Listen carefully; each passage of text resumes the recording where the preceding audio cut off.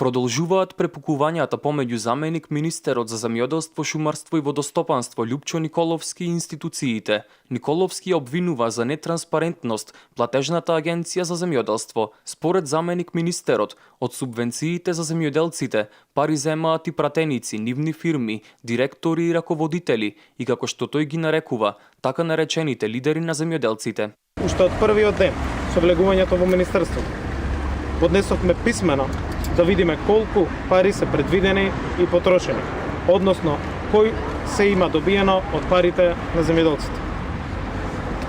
Еве ги дописите на кој одговор нема. По налог на власт, во оваа агенција владее тишина и молба.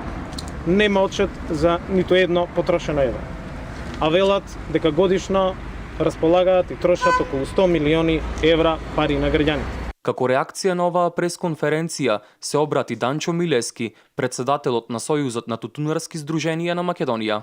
Во моето лично и колективно ангажирање секогаш имало отчет и транспарентност и нема прашање што нема одговор.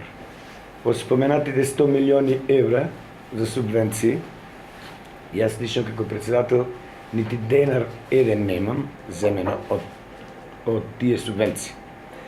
Затоа го замолувам господинот министер Љупчо Николовски, доколку располага со докази, факти, аргументи за моја инволвираност во незаконите действија, да ги достави до јавното обвинителство.